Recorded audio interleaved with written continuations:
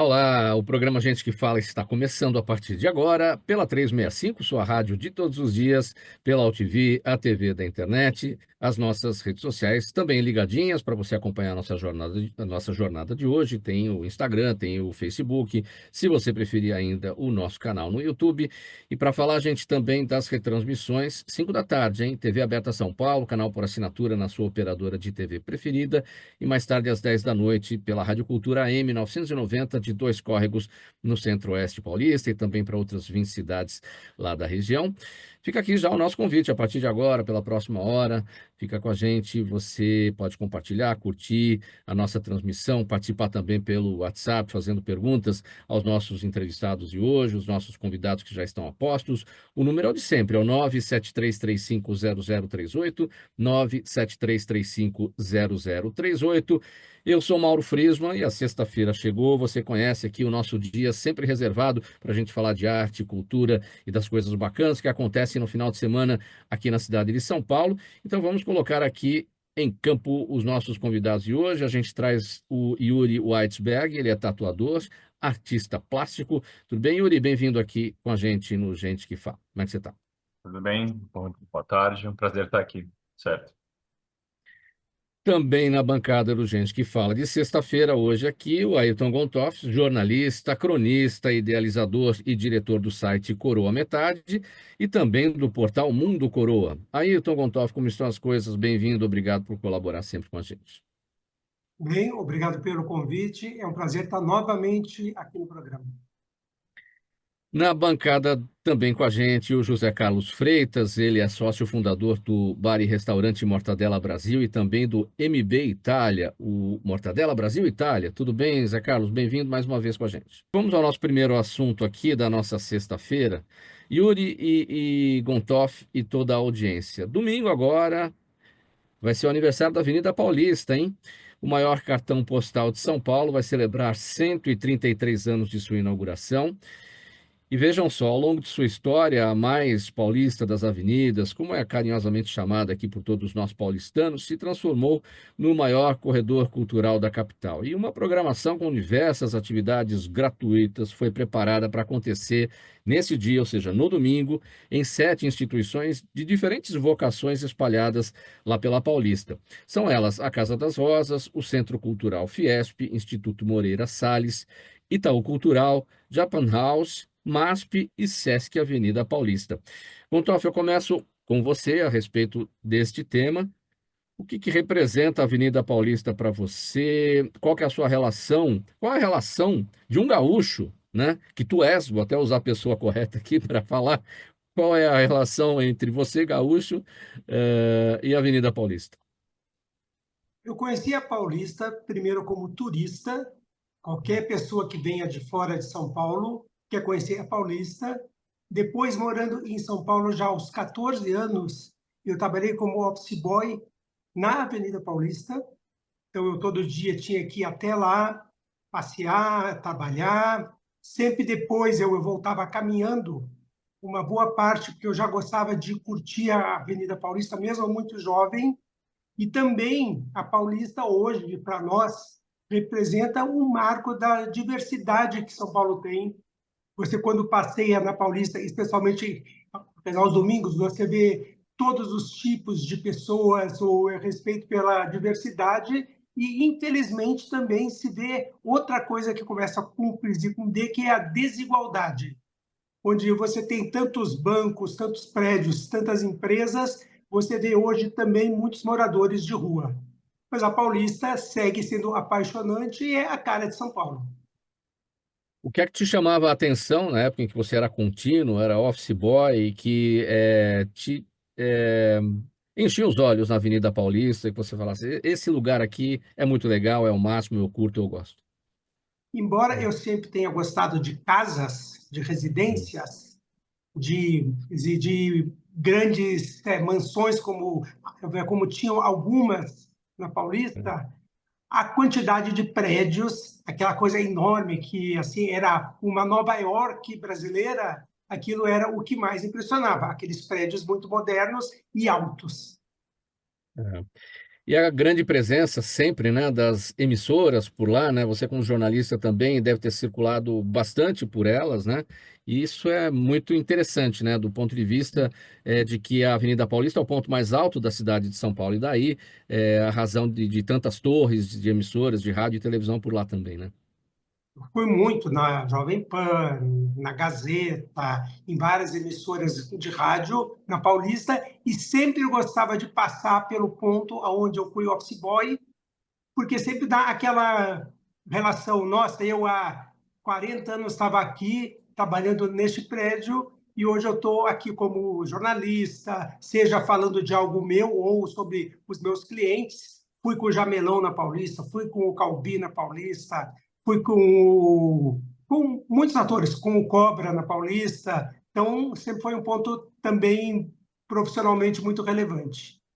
O que a Paulista merece nesses 133 anos de inauguração? Ela foi inaugurada ela foi construída, né, projetada pelo engenheiro, aquela que atravessa da Avenida Paulista ali, ah, me fugiu agora o nome. Ah, mas enfim, o presente que a Paulista merece. Merece que seja visitada por todos os paulistanos, merece que seja mais cuidada, que haja cada vez mais um olhar para essa desigualdade social que existe lá. E quero falar sobre mais um ponto que eu quase esqueci. Sim. Também conheci na Paulista um programa muito relevante chamado Gente que Fala. Muitas vezes eu fui até o estúdio de vocês, então é uma doce lembrança também. Foi onde eu te conheci pessoalmente também. Exatamente, nós transmitíamos pela Rádio Trianon, né, que fica na Avenida Paulista 900, primeiro andar, no prédio da TV Gazeta, icônico prédio da TV Gazeta, onde funciona a Fundação Casper Libero, mantenedora ali das emissoras da Gazeta, e a Rádio Trianon ali presente até hoje, né, que pertence ao grupo Unip, Objetivo, Rádio Mix, enfim, por lá passamos também, temos grandes lembranças da nossa presença ali na Avenida Paulista. E eu me lembrei, Joaquim Eugênio de Lima, ao lado ali, né, do prédio icônico da TV Gazeta, o engenheiro Joaquim Eugênio de Lima, o responsável pelo projeto, pela construção da Avenida Paulista, que completa 133 anos de inauguração agora no próximo domingo. Só Fala, mais uma Gonçalves. observação é a vida cultural, o MASP e tantos outros lugares importantíssimos da Presidacina paulistana. Sim. Yuri, sua relação com a Avenida Paulista e o que representa aí para você 133 anos desse grande cartão postal paulistano? Pô, a Avenida Paulista é um marco aqui para São Paulo. Acho que não tem nenhum paulista que nunca passou pela Avenida Paulista, né? Até fazendo um paralelo com o que o Goton falou, a vida cultural e artística da Avenida Paulista sempre foi algo que para mim me chamou muita atenção, sempre foi algo que eu respirei muito desde criança, frequentando e passeando ali pelas ruas, podendo frequentar o MASP, um museu tão incrível como que a gente tem lá, sempre esteve ali presente para mim e me dando sempre esse acesso à arte de alta qualidade que tem, né? Sem falar nas próprias artes de rua que tem espalhadas pela Avenida Paulista, que são incríveis, né? É um ponto de encontro de tantas culturas e de tanta diversidade que a gente tem na nossa cidade. Então, ela representa muito essa cultura vibrante e que respira muito o que é a própria cidade de São Paulo. Sim, você se lembra do primeiro momento que você pisou na Avenida Paulista? Putz, o primeiro momento, infelizmente, eu acho que eu não vou me lembrar, porque provavelmente foi bem pequenininho, passando, talvez com a família. Mas eu lembro desde pequeno, frequentando, indo passear, indo nos museus, indo nos cinemas, indo nas pequenas galerias, indo de metrô, indo de ônibus, resolvendo caminhar a Avenida Paulista inteira, voltar para casa a pé. É muito gostoso ter vivido e respirado muito aquele momento. Eu também, quando criança, o que me chamava a atenção era a modernidade da Avenida Paulista, né? E aqueles totens, que são os semáforos da Avenida Paulista, já existiam, né? Aquilo tudo a mim enchia os olhos, era muito bonito. E eu não entendi exatamente, mais tarde é que eu passei a entender, por que que a atmosfera era tão diferente. Porque toda a fiação da Avenida Paulista já era enterrada, você não vê postes com fios, né? Desde que a Paulista nasceu, né? Ela nasceu desta forma, né? Enfim, então, na época, né, quando criança, a gente não entendia, mas com o passar do tempo, a gente passa a verificar essas situações todas e entender tudo isso, né? Bom, Gontoff, e Yuri, eu quero fazer uma nota aqui para falar a respeito do Sesc São Paulo. Eu vou falando a respeito desse tema enquanto a gente aguarda aqui a chegada do José Carlos Freitas. Olha, o Sesc São Paulo, criado em 1946 por empresários do comércio, serviços e turismo, tem o compromisso de contribuir para o cenário social, o bem-estar e a qualidade de vida dos comerciários, das suas famílias e também da sociedade, atuando em áreas como a educação, saúde, cultura, lazer e assistência. Agora, vejam só, até o dia 10, hoje é dia 6, então tem mais 4 dias, o Sesc São Paulo vai promover o projeto Contato, ações para a promoção da saúde sexual e prevenção das infecções sexualmente transmissíveis e AIDS. Isso tudo vai acontecer em 22 unidades de São Paulo, aqui na capital e também no interior, até o dia 10. E até o dia 13, o Sesc Carmo, no centro da cidade, vai receber a exposição Sesc Mesa Brasil, 30 anos de atuação no combate à fome e ao desperdício de alimentos. Então, essas duas atividades bem legais, bem bacanas para você que frequenta o SESC, para aqueles que não frequentam, mas gostariam de conhecer, momentos interessantes aí de participação das atividades desse serviço muito importante da cidade de São Paulo, que foi criado em 1946, o Serviço Social do Comércio. Vamos seguir aqui então. Yuri, vamos falar sobre o seu trabalho, vamos falar sobre tatuagem, né? O Yuri é tatuador, artista plástico. Olha, gente, segundo o Sebrae, existem 150 mil estúdios de tatuagem no Brasil, sendo 35 mil no estado de São Paulo. E nesse mercado tão importante, tão disputado também entre os seus profissionais, aqueles que se sobressaem. É o caso do Yuri Weitzberg, ele está aqui com a gente para contar essa história toda. Ele tem 30 anos de idade, é um profissional conhecido nessa arte do tatu, né, que a gente gosta de chamar, tanto aqui no Brasil quanto no mundo inteiro. E em seu trabalho com técnica apurada, paixão e sensibilidade artística, o Yuri se inspira em histórias pessoais, captadas na conversa com cada cliente. Yuri, antes de falar do trabalho, do trabalho de tatuagem especificamente, eu quero te perguntar como é que você virou tatuador, né? Porque, na verdade, você fazia biologia, você estava na faculdade de biologia, numa área que não tem nada a ver com tatuagem, e de repente você se descobriu, nessa profissão de tatuador. Como é que foi esse salto? Exatamente. Eu acho que ninguém opta por seguir com a tatuagem como vou abandonar minha vida para seguir com isso, né? É uma coisa que você vai surgindo na sua vida e quando você vê, você se pega completamente apaixonado por isso e dedicado, que foi exatamente o que aconteceu comigo.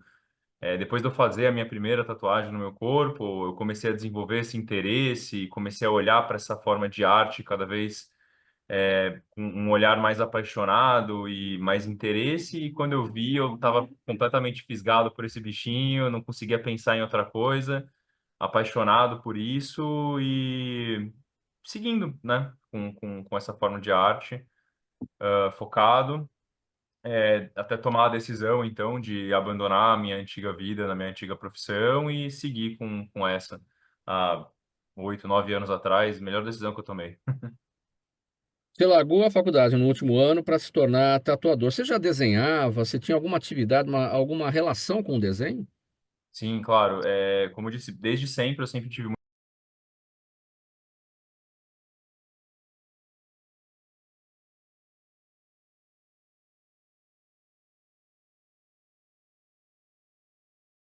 muito interesse por arte, muito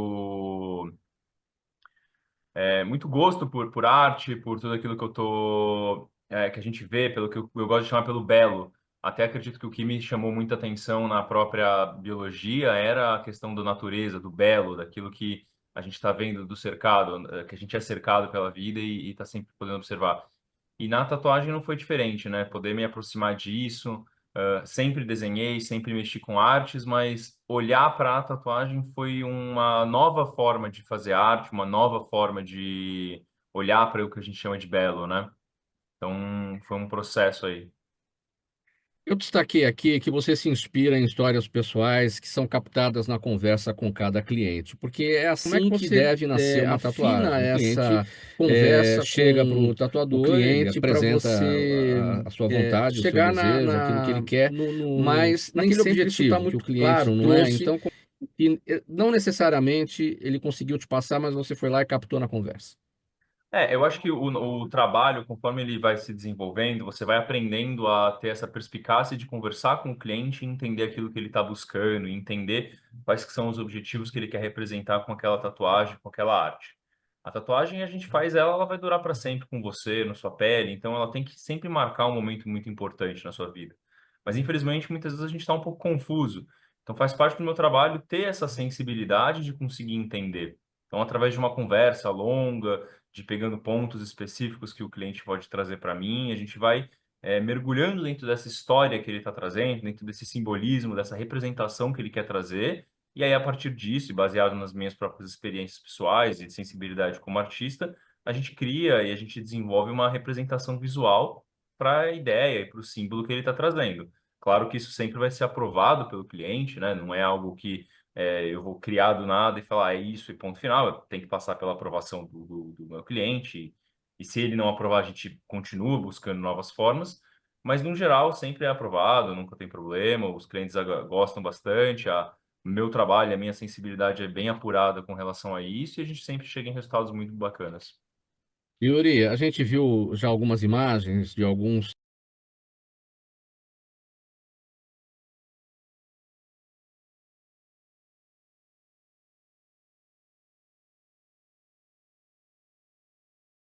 Aham. trabalhos feitos, a gente vai ver de novo aqui. O que chama a atenção é o realismo, né? Profundidade, a gente verifica dimensões, né? Naquilo que você propõe nas suas tatuagens. Isso é resultado de formação enquanto artista plástico? Essa é a diferença para chegar nesse tipo de resultado? Eu acho que esse resultado é o finesse do olhar do artista que a gente está trabalhando para conseguir atingir essa profundidade, essa riqueza de detalhes, né?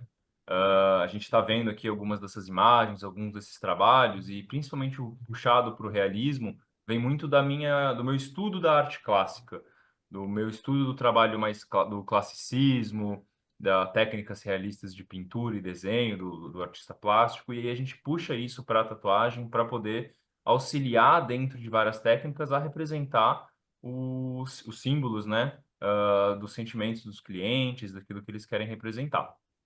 Então, quando a gente olha para esses trabalhos, a gente entende que eles têm um O que que equilíbrio, a gente entende os que eles têm clientes todo pedem mais em termos de uma tatuagem? complexidade para E poder se você trazer, acaba, né, nesse para pedido, às chegar vezes no até objetivo, no fazendo a resultado pessoa final. mudar de ideia, não combina com você isso, eu vou te dar uma sugestão, isso acontece também?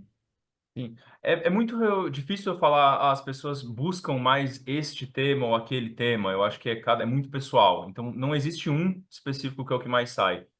Mas as pessoas sempre trazem os mais diferentes e o meu papel como profissional, além de auxiliar eles a chegar no melhor resultado daquele tema, também é, como você disse, olha, eu acho que esse tema não vai combinar. Eu acho que se talvez essa forma com que você está buscando representar não é muito interessante. A gente pode olhar para isso de uma outra forma. Talvez fazendo um pouco maior ou um pouco menor, ou alterando um pouco a temática, mas seguindo dentro do simbolismo que você quer. Então, é muito importante ter essa conversa para você entender o que o seu cliente está buscando e conseguir entregar para ele a melhor forma, o melhor trabalho possível daquilo que ele quer, né? Como é que faz naquele momento que muita gente pede para o tatuador, quer marcar o nome de alguém, né? E aí, uma vez tatuado, aquele nome vai ficar lá para sempre, né? Então, É. como é que é esse momento de você dar essa consultoria, vai, para o cliente? Vamos pegar aqui o exemplo do Gontoff. Vamos supor, o Gontoff é gremista, que eu sei, né?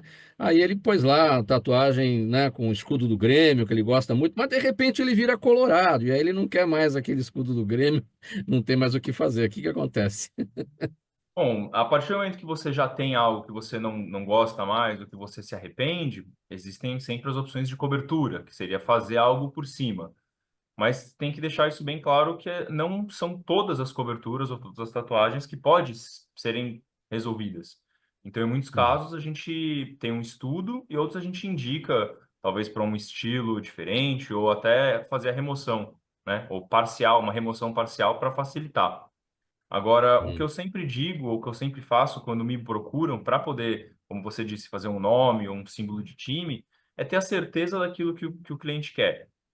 Eu tenho vamos dizer, uma regra assim que eu coloco no meu próprio trabalho, uma forma de se trabalhar, que é pedir a confirmação 3 vezes. Então, se o cliente me traz, quero fazer um símbolo de um time. Eu falei, pô, mas você tem certeza? Porque pode arrumar um problema na rua, às vezes você vai ficar dele muito aparente, pode dar alguma coisa, se você mudar time. Ah, não, mas eu tenho certeza. Ah, mas se não sei o quê, tenho certeza. Então, depois de 3 confirmações que o cliente me traz, eu falo, pô, então ele tem certeza daquilo que ele está buscando. Então, a partir daí, a gente segue adiante e realiza a tatuagem que ele quer. Ayrton Gontoff, você tem tatuagem, não? Eu não tenho tatuagem, penso em fazer agora com o Yuri. Agora, desse perigo de mudar de time, não há, nunca aconteceria, viu? Faz parte do DNA. Se fizer os exames do DNA, está lá, gremista. É. E a Maria, sua esposa, Gontoff, tem tatuagem? Também não, e Hum. pensamos em fazer algo juntos. É muito interessante, o próprio Yuri fala também sobre uma questão bacana sobre a pele envelhecendo junto com uma tatuagem, às vezes que a pessoa quer trocar ou não, que eu achei muito bacana ele me contando sobre esse tema. Mas faço hoje 63 anos e penso, eu e a Maria, em colocarmos uma tatuagem, sim. Seu aniversário hoje, Ayrton Gontoff? Meu aniversário hoje, 63 anos. 63 anos, vai ganhar uma tatuagem de presente do Yuri. Vai ganhar uma tatuagem de presente. Vamos lá no estúdio fazer isso aí para É. comemorar seu aniversário. Nós vamos conversar É. sobre isso depois. Parabéns pelo aniversário, saúde e alegria na nova fase da vida, viu, Gontoff? Esteja sempre com a gente aqui no Gente que Fala para trazer todas essas novidades que você tem sempre para a gente aqui. Yuri, um ponto importante que é legal destacar, é, como é que funciona dentro do estúdio o espaço para proteção do cliente, sob todos os pontos de vista. A gente sabe que tem muitos casos de assédio por parte do tatuador, por parte, às vezes, do próprio cliente, né? Sim. Enfim, como é que você se protege em relação a isso tudo? O estúdio ele tem que ser um ambiente completamente seguro para todos, não só para o meu cliente, como para mim, como profissional também. Em casos de a questão de assédio, né, eu sempre peço para o cliente vir acompanhado. Então, isso já, uma terceira pessoa dentro da sala protege todas as partes, fora câmeras, enfim, que é uma questão de segurança que a gente tem. Eu também sempre peço, obviamente, com toda a licença e faço todos os procedimentos usando luvas e usando todo o equipamento de proteção, porque ali a gente está para realizar um procedimento e não para ter um toque, não ficar encostando em pele. A gente faz somente o essencial, aquilo que é necessário, né? Lógico que não tem como eu controlar o que o outro vai fazer, mas o que eu posso fazer, controlar é aquilo como eu ajo. E a minha postura sempre é uma postura mais ética possível, a postura mais profissional possível. Então, de novo, o meu papel é fazer o ambiente do procedimento ser o ambiente mais profissional, higiênico, esterilizado, limpo e profissional possível. Mas existem casos de clientes que, infelizmente, não entendem isso e acabam tendo um certo desrespeito. E aí, para esses casos, existem essa terceira pessoa que está dentro da sala para me proteger, existem a segurança do estúdio para me proteger, então tem tudo isso. Sobre esse ponto que o Ayrton Gontoff destacou, Yuri, que é a questão do envelhecimento da pele juntamente com a tatuagem. Dá para você fazer um projeto, por exemplo, olha, com o avançar do tempo, com o passar da idade, a gente pode trabalhar a tatuagem de outras maneiras, ou seja, criar um planejamento para aquela tatuagem inicial que vai envelhecer, né, ser complementada ao longo do tempo? Sim, claro. Na verdade, assim, a gente tem que entender que a pele, como ser humano, é uma parte do corpo que está viva, então ela está em constante mudança. E quando a gente faz uma tatuagem, a gente está colocando tinta numa parte que está viva, que está se mexendo, que tem suas mudanças, né? Você pega sol, você fica com um pouco mais moreno, você fica menos sol, você fica mais clarinho. Então, tudo isso afeta. O próprio envelhecer da pele deixa a pele mais fina, a pele mais sensível. Então, quando a gente cria um projeto, a gente consegue trabalhar com como que essa pele vai envelhecer e quais que vão ser os resultados que isso vai trazer para mim no futuro, né? Conforme a gente vai tendo peles mais finas, elas ficam muito mais sensíveis à forma com que você trabalha, mas ao mesmo tempo elas possibilitam uma maior carga de detalhes, porque elas estão mais velhas, elas não vão se mexer tanto quanto uma pele jovem. Então você tem que entender tudo isso e trabalhar tudo isso para aquele projeto que você vai fazer, né? Algo muito interessante que eu coloco no meu trabalho, pensando exatamente nisso, é quando eu vou fazer detalhes nas áreas escuras, Agora estou ouvindo, hein? faço certas texturas dentro dessa área e depois eu preencho ela com um tom mais escuro. E conforme os anos vão passando e a pele vai envelhecendo, essas texturas começam a surgir. Então, é uma parte dos trabalhos que só vão aparecer para o cliente depois de 5, 6, 10 anos da tatuagem, que você vai poder perceber aquelas texturas que estão colocadas ali. Então, conforme você vive, conforme a pele envelhece, e a tatuagem também envelhece, ela ganha novas e novas vidas através das novas camadas que começam a surgir. Então, é muito importante a gente entender isso e trabalhar isso dentro do que a gente está colocando. Como é que é a sua vida no exterior, Yuri, levando o seu trabalho e buscando novos aprendizados em estúdios internacionais? Tá, poder viajar e trabalhar é a melhor coisa que tem, né? Eu tenho essa possibilidade, fui agraciado com isso, de poder viajar o mundo inteiro com a minha profissão, receber convites para poder trabalhar no mundo todo através da minha profissão. E é muito incrível a gente poder ter essa experiência de trabalhar em diferentes lugares do mundo, em diferentes países, lidar com diferentes clientes, por N motivos, né? Desde a questão técnica e países e comunidades e tatuadores em lugares diferentes trabalham de formas diferentes. Então a gente pode aprender técnicas e conhecer materiais novos e tudo mais, assim como lidar com clientes diferentes, clientes que possuem histórias e culturas diferentes.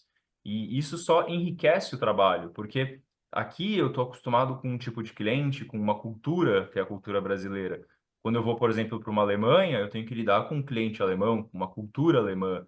Então, como que eu posso entender os símbolos e as representações daquilo que ele está trazendo e expressar isso de uma forma visual que faça sentido dentro daquela cultura que aquele cliente está inserido, né? Então, isso é muito maravilhoso, é incrível, isso enriquece o trabalho de uma forma maravilhosa. É, Toda vez que ocorre esses convites, né, que a gente viaja, são super enriquecedores. Eu destaquei, Yuri, no início da nossa conversa aqui, segundo o Sebrae, existem 150 mil estúdios de tatuagem no Brasil, 35 mil dentro desses 150, né? 35 mil em São Paulo. Esse número é grande para o tamanho do Brasil, é um mercado em franco crescimento. Como é que isso é para o setor? É um número grande, mas acredito que hoje esse deve ter muito mais, porque existem muitos estúdios que não são cadastrados, que não tem isso, né? Então, eu acredito que esse número seja ainda maior, real, número prático, né? É bastante. O Brasil hoje tem passado por um boom de tatuadores, a gente tem muitos profissionais na área. Infelizmente, muitos profissionais acabam não tendo uma qualidade, mas tem sim, né? Eu acho que o Brasil é um país muito bom, muito que respira muito a arte, respira muito tatu e tem um papel muito importante dentro do cenário internacional da tatuagem. É. Quem busca mais a tatuagem, a mulher ou o homem? Pô, eu acho que os dois buscam mais, buscam igual, mas as mulheres tendem a buscar trabalhos trabalhos menores, trabalhos um pouco mais delicados, enquanto os homens buscam trabalhos maiores e com não mais detalhes, com mais quantidade de elementos.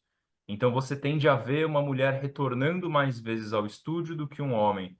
Talvez o homem vai lá e faz uma coisa grande, a mulher vai aos poucos, né? Mas, no geral, ambos procuram da mesma quantidade, da mesma forma. E a sua mulher também é tatuadora, Isso, minha mulher também é tatuadora, minha esposa. ou seja, tá em família. Tá no sangue. Quando um não consegue, quando um não tem um cliente, a gente está sempre passando um para o outro, tem essa troca aqui em casa, a gente está sempre conversando, então estamos respirando muito essa arte. O Zé Carlos Freitas, ele é o proprietário do tradicional bar e restaurante Mortadela Brasil. Fica no centro de São Paulo, no Mercadão Municipal ali da Rua Cantareira. E o Mortadela Brasil acaba de completar 2 décadas de existência, com lançamento de novidades ali no seu cardápio. De quebra também ganhou um vizinho interessante, um vizinho irmão, ou irmão vizinho, o MB Itália, né? Mortadela Brasil Itália. E ao longo do tempo, o Mortadela Brasil se tornou uma referência, né, para São Paulo, para a capital, não só de turismo, para quem vem para cá e gosta de visitar lá o Mercadão e vai até o Mortadela Brasil, mas também, claro, na gastronomia, nesse setor muito importante e para a cultura da capital paulista. Zé Carlos, como é que você faz essa relação entre Mortadela Brasil e cultura, um espaço cultural bem no centro de São Paulo, no Mercadão? O Mercadão, ele é um ponto turístico, virou ali o roteiro turístico na cidade de São Paulo, não é de hoje, né? Há muito tempo. E sempre teve essa relação, né? Desde 33, o mercado, você vê, a fundação do mercado tem uma história longa, muito longa. E ali é o que a gente fala, o pessoal vai no centro, vai passar no mercado. Todo mundo conhece o Mercadão. Então tem essa relação forte, né? Não só com os paulistanos, como de todo o Brasil, fora do Brasil. Então, é um mundo de coisas ali no mercado, né? Todo mundo conhece, até quem nunca foi lá fisicamente conhece pela televisão, sempre tem um comentário, né? Então, é muito importante para a cidade, né? Essa parte turística ali do mercado. Ele virou um polo gastronômico também, né? Desde a sua reforma há 20 anos, quando nós começamos lá, e com a inauguração do mezanino, isso trouxe uma fluxo muito maior, né, do que tinha antes. E agora, com a reforma que foi feita, a concessão, também deve dar esse incremento aí, com certeza, a partir do ano que vem, onde vão terminar as obras, né? É É, isso. há 20 anos, né, 2 décadas, como é que surgiu o nome Mortadela? Por que mortadela e não queijo prato, presunto, apresuntado? Não, Porque é que mortadela, assim, é paulistano, principalmente, né? Nós aqui é típico lá do mercado, né? Então começou lá atrás com essa história do sanduíche de mortadela. Você vê que não é em qualquer lugar que tem. A gente vai na padaria, vai em outros lugares, mas assim, as lanchonetes tradicionais, você não vê mortadela. Você vê lá.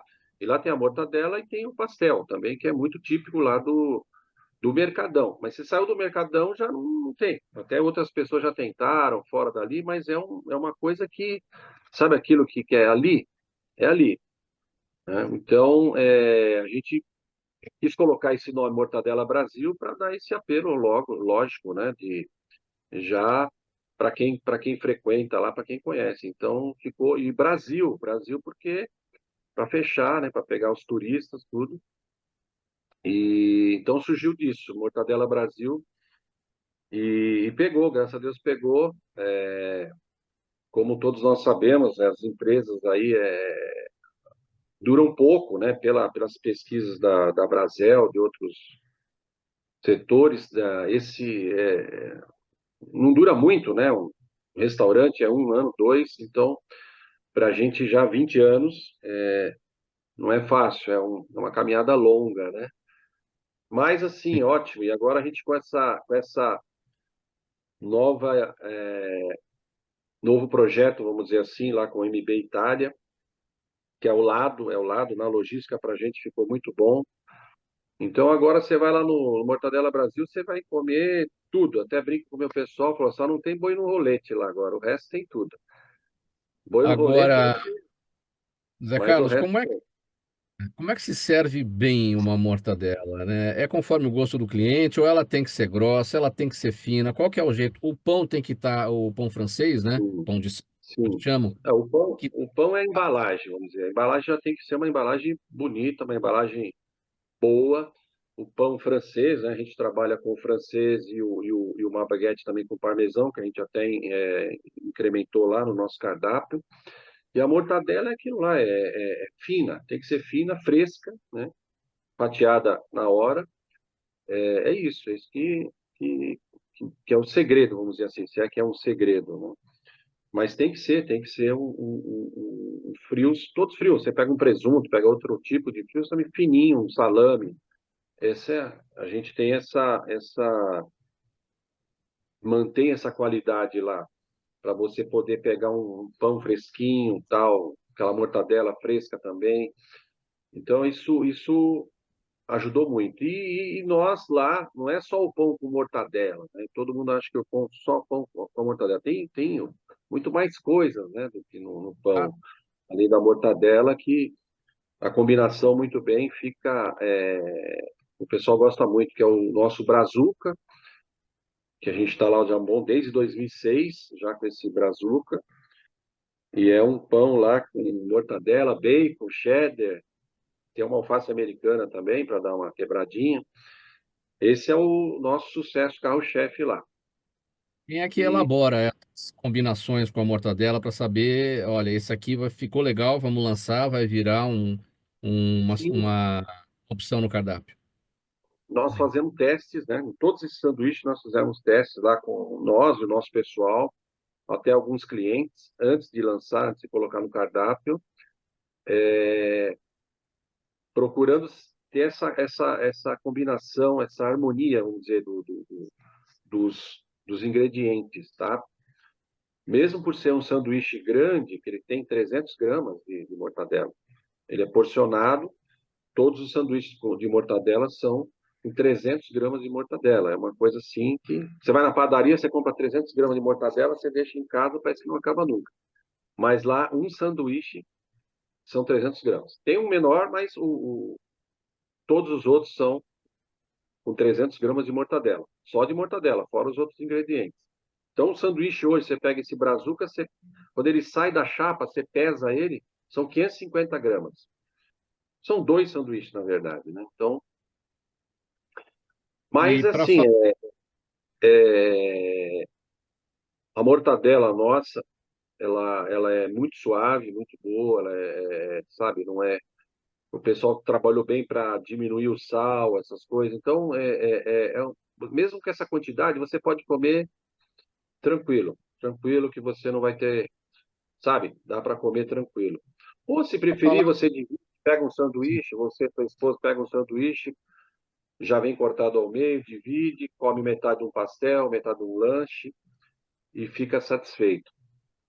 Para falar do MB Itália, Mortadela Brasil Itália, né? Como é que isso surge? Como é que isso nasce? Tem a ver com uma eventual homenagem à grande comunidade italiana, né, presente da cidade de São Paulo? Sim, né, esse espaço que nós adquirimos lá agora, a partir de 1 de outubro desse ano, já tinha essa especialidade, vamos dizer assim, italiana, né? Além dos típicos do mercado. Então, para complementar o nosso cardápio, como eu falei, a gente hoje você vai lá, você come, você quer um peixe, você tem, você quer uma carne, você tem, você quer os lanches lá de tipos do mercado, você quer pastéis. Então, a gente está bar e restaurante, vamos dizer, né? Então, está bem completo porque com essa reforma do mercado agora, do Mercadão, vão surgir novos restaurantes, novas operações, e isso a gente percebeu que os clientes pediam para a gente. Refeição, né? Não só o sanduíche, sanduíche também é uma refeição, mas pratos mesmo. Então a gente acrescentou isso no nosso cardápio para realmente o cliente chega lá, ele tem tudo que você quiser praticamente você tem, além Ayrton, dos lanches e pastéis. Ayrton Gontoff, você gosta de uma mortadela comum ou aquelas mais apimentadinhas, aquelas que têm umas diferenças de sabor? Depende das combinações, né? Sabe que é interessante que no Mortadela Brasil Acho que o Zé Carlos foi um pouco modesto, né? Uhum. Assim, existem muitas casas que servem mortadela, mas assim pois a combinação que tem no Mortadela Brasil, ela é muito única. Eles têm um chefe de cozinha, não é só colocar mortadela dentro de um sanduíche. Eles têm um pão que é feito só para eles. Tem alguns lanches que foram premiados em festivais de sabores. Então, eu gosto de vários tipos, alguns mais fortes, outros mais suaves. Este Brazuca eu acho ótimo, mas um dado que ele falou há pouco, eu tenho porque eu fui o assessor da Abrazel muitos anos atrás. De cada 100 bares e restaurantes que abrem em São Paulo, 35 fecham em um ano, 50 fecham em 2 anos, 75 fecham em 5 anos e 97 quebram em 10 anos. Ou seja, só 3 casas vivem mais do que 10 anos. Então, quando uma casa de São Paulo celebra 20 anos, e felizmente existem algumas casas que conseguiram este feito, a gente deve celebrar, porque outro dado muito importante é que a média de cada casa são 3 sócios e 6 funcionários. Ou seja, se você pegar 70 mil bares e restaurantes que há em São Paulo, vezes 9, você tem 630 mil paulistanos vivendo diretamente dessa área. Se você pegar famílias de 4 pessoas, são 2,5 milhões de paulistanos. Então, isso é uma área gastronômica, turística e muito forte do ponto de vista econômico. Então, vamos celebrar as muitas casas em São Paulo formadas por pessoas competentes. Muito bem, vamos passar aqui para um outro tema. Programa Gente que Fala de sexta-feira pela 365, sua rádio de todos os dias, AllTV TV da internet, redes sociais, nosso canal no YouTube e as retransmissões. TV Aberta São Paulo, canal por assinatura na sua operadora de TV preferida, a partir das 5 da tarde e mais tarde às 10 da noite pela Rádio Cultura AM 990 de Dois Córregos, no Centro-Oeste paulista. Olha, gente, com o aumento da expectativa de vida da população brasileira, cada vez mais serviços estão sendo criados para o público da melhor idade. Exemplos, o site Coroa Metade, a gente conhece aqui, já trouxemos o Ayrton Gontoff para falar várias vezes a respeito, é uma plataforma de encontros voltada para pessoas maduras, e tem também agora o Mundo Coroa, é um portal de notícias que fala sobre saúde, comportamento, turismo, cultura e esportes para quem está nessa fase da vida que não dá para parar no tempo, não é isso, Gontoff? Como é que nasce a ideia? Vamos começar pelo Mundo Coroa, que é o trabalho mais recente. Como é que nasce essa ideia? Muitas pessoas cobravam que tivessem notícias dentro do Coroa Metade, mas eu sempre quis deixar separado. O Coroa Metade é, entre aspas, só um site de relacionamento.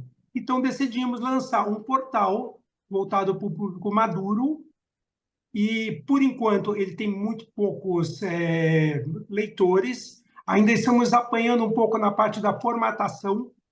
Estamos aprendendo, vendo o que as pessoas dizem, como postar algumas notícias, mas nosso objetivo é que logo os 800 mil cadastrados do site Coroa Metade saibam que temos agora um portal e passem a acessá-lo também. Por enquanto, nós nem mandamos ainda uma mensagem. A primeira pessoa que sabe, o primeiro veículo que sabe sobre o Mundo Coroa é o Gente que Fala, né? Então, a gente, mais uns 15 dias, vamos soltar um release público para vários meios de comunicação, falando sobre o portal que queremos que seja lido por todo mundo dessa faixa etária, a partir dos 40, 50 anos. Eu ia te perguntar justamente esse ponto. Com qual idade a pessoa está madura? E quando ela sai da quinta série? No Coroa Metade, o público é a partir dos 40 anos, que foi um nicho que nós decidimos que ele tinha que ter assim, uma idade, entre aspas, limite. Agora, o público do Mundo Coroa, a gente ainda não conhece, acreditamos que será basicamente o público a partir de 50 anos de idade, que tem algumas preocupações mais específicas. Então, muitas pautas sobre saúde, muitas pautas sobre turismo, também sobre alguns negócios, prédios, flats, que têm uma preocupação com esse público no tipo de piso, no tipo de cuidados para que a pessoa... Hoje tem muita queda de pessoas mais velhas. Estamos ainda aprendendo quem é o nosso público e o que vamos postar. Mas o público como você falou, vai haver uma conexão, né, entre o público que já participa do Coroa Metade com o Mundo Coroa, até para que vocês entendam exatamente quais são as necessidades e como é que isso tudo deve ser formatado, né? Por enquanto, temos poucos leitores, mas nosso objetivo mesmo, como eu falei, é tentar atrair todos os usuários que estão no site. Não é sempre fácil, não é automático, assim, você manda algum e-mail, algum comunicado e todo mundo se torna leitor. Mas através da qualidade, a gente pretende atrair muitos leitores. Bom, o fato é que a população brasileira está envelhecendo, a expectativa de vida aumentando e cada vez mais serviços serão necessários para atender esse tipo de público. Esse é o caminho, não é, Gontoff? Sim, você sabe que no supermercado existem pesquisas que mostram que o público mais velho, ele é o público que mais frequenta pela manhã. Você tem muitas pessoas que moram sozinhas e vão até para ter com quem conversar, compram algo, mas querem conversar com alguém. Então, você vê muito idoso no supermercado de manhã e não há uma propaganda nos supermercados. Você vê fotos de pai, mãe e duas crianças, um casal junto com um cãozinho. Você não vê um anúncio nas paredes ou nas outras propagandas voltado para o público mais velho. E a gente tem que pensar nessa população que cresce no país e que é também consumidora. Existe algum tipo de preconceito das pessoas mais velhas em serem chamadas de coroa, serem chamados de idosos? Como é que esses termos hoje em dia são tratados, né? Porque a expectativa de vida aumenta, as pessoas avançam na idade, mas querem se tornar jovens, né? Querem se tornar, não, querem continuar jovens, né? De espírito, digamos assim. Os termos coroa e idoso, como é que são aceitos? O termo coroa cada vez é mais aceito e, modéstia à parte, nós temos uma grande participação nisso, através do Coroa Metade. Hoje as pessoas não têm mais temor de mostrar qual idade que elas têm. E elas gostam de mostrar como elas estão bem na idade a que elas chegaram. Claro que não é todo mundo, existem preconceitos, especialmente de pessoas mais jovens, por aquela coisa, você tem que ser produtivo. Se você não é produtivo, você está fora, você é um peso. Mas hoje, de uma maneira geral, ser coroa é um orgulho para as pessoas e a sociedade também entende que depois dos 50 anos, depois dos 60, você tem sonhos, você tem desejos, você tem sexualidade e cada vez mais é atenta para os anseios do público mais velho. A gente tem que lembrar muito do nosso passado, das nossas memórias, mas o mais importante segue sendo os nossos sonhos, as nossas próximas conquistas. Falar em sonhos, desejos e sexualidade que você destacou agora, tem uma pergunta aqui para você, Gontoff, do Antônio. Ele quer saber se o Coroa Metade também aproxima quem procura pessoas do mesmo sexo para futuros encontros amorosos duradouros. Existem cerca de 4% de pessoas dentro do Coroa Metade que procuram outras do mesmo sexo, mas há também sites específicos para o público LGBT, que provavelmente tragam um resultado maior, porque o Coroa Metade ele é voltado já para um público específico. Neste caso, é um público específico dentro de outro específico, mas temos casos, sim, de pessoas que encontraram namorados e namoradas sendo do mesmo sexo dentro do Coroa Metade. Yuri, o Fábio também está com a gente aqui na nossa audiência. Ele quer saber qual foi a tatuagem mais emocionante que você já fez para um cliente, seja pelo significado ou pela própria arte. Mais emocionante, difícil dizer. Eu acho que todo trabalho ele é muito emocionante, porque para cada cliente ele carrega muito significado e ele marca um momento muito importante para o cliente. Para mim, existem alguns que eu acho que podem trazer, mas não um específico que eu considero como o mais importante, né? Poderia citar talvez uma tatu que eu fiz na minha mãe, em homenagem ao meu pai, ou uma tatu que eu fiz em mim mesmo, marcando um momento, mas a mais importante, assim, que tá lá em cima, acho que, infelizmente, todas elas estão lá. O Kleber também tem uma pergunta para você, Yuri. Tem algum problema de saúde fazer? Tem algum problema para a saúde? Ele pergunta aqui, para fazer uma tatuagem com tinta branca numa pele negra? Algum problema para a saúde nessa questão? Não, para a saúde não tem problema nenhum, contanto, obviamente, que seja no ambiente higiênico e bem feito. Mas para a saúde não tem problema nenhum. Agora tem que entender que a tatuagem ela depende de um certo contraste e tatuagens com tinta branca não são indicadas em nenhum tipo de pele. Muito bem. Zé Carlos, o Jaime está com a gente aqui, valeu, Jaime, sempre presente participando. Ele quer saber se você planeja criar filiais. E ainda, quem em 1933 ele quer saber criou o sanduíche de mortadela? Aí ele coloca assim um PS. É sacrilégio gastronômico colocar ketchup no sanduíche de mortadela? Não, vamos começar pelo final aí. Não, acho que não. O pessoal coloca azeite, coloca maionese, coloca. Aí é gosto, né? Eu acho que não há necessidade, mas aí é questão de gosto. Ketchup também pode pôr, normal. Né? Com questão a filiais, a gente tem, já imaginamos alguns projetos, tal, até de franquia. Futuramente a gente imagina isso, a nossa marca é registrada.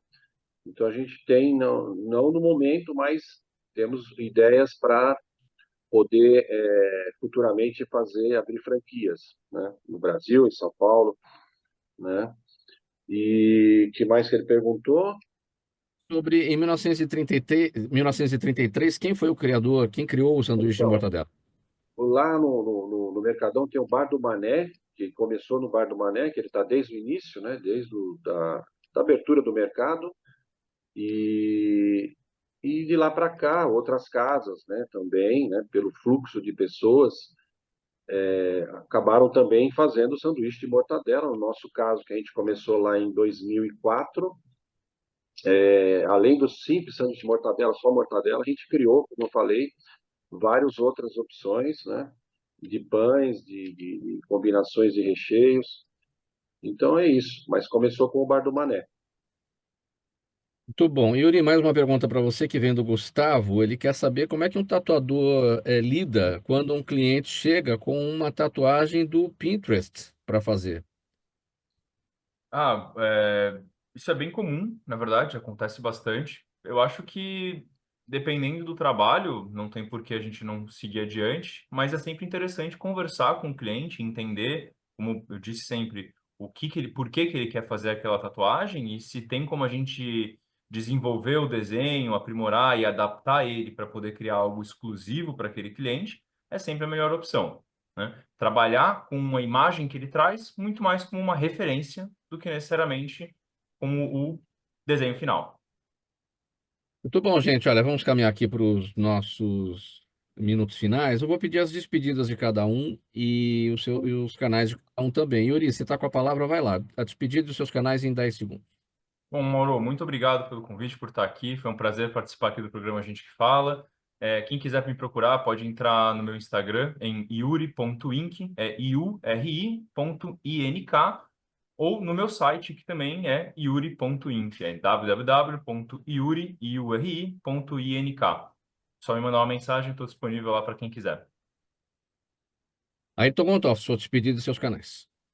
Agradeço pelo convite, espero que as pessoas entrem para conhecer o Mundo Coroa, mas quero, acima de tudo, falar novamente sobre a qualidade do programa de vocês. É tão raro existirem espaços onde o cliente pode se expressar, onde o entrevistador claramente recebeu uma pauta feita pela produção, leu, faz perguntas sempre muito pontuais. Então, é um orgulho participar do programa.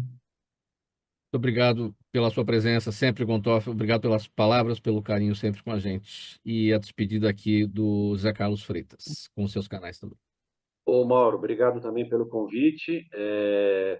Então, eu convido todos aqui, quem não conhece ainda o Mercadão, né, apesar de tudo, tem pessoas de São Paulo mesmo que não conhecem o mercado, que vá lá, ainda mais agora que está com a reforma, está quase terminando, tá ficando muito bom, o centro está melhorando também, então é uma visita assim, imperdível. Quem não foi tem que ir lá no Mercadão, tem nossos canais também, no internet, Bar Mortadela Brasil, e agora com a nova casa a gente complementou, a gente está lá cada dia melhor, né? Oferecendo nossos pratos, nossos sanduíches da melhor qualidade possível. Então, um convite a todos. Yuri, prazer te conhecer também. O Ayrton já estão com nós há 16 anos. Aparece lá, né?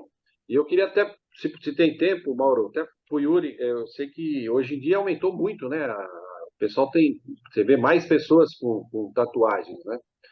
Não sei se é o momento agora, se teve esse tempo que teve mais ou não teve menos, mas eu vejo que tem mulheres também, né? Então, não só homens como mulheres também, com muita tatuagem hoje em dia, né? É bom para você, eu acho, né? Prazer, Bom, tudo de bom. Aparece lá no Mercadão. muito obrigado, Não sei gente, se pelas presenças de cada um. Eu vou ter que encerrar agora, o nosso tempo já chegou ao final. Agradecimento em nome de toda a nossa equipe, um abraço de todos aqui do programa Gente que Fala. José Carlos Freitas, sócio fundador do bar e restaurante Mortadela Brasil e também do MB Itália, é o Mortadela Brasil Itália. Yuri Weitzberg, tatuador e artista plástico. Ayrton Gontoff, aniversariante do dia, 63 anos de idade. Parabéns para você, curta muito a nova idade.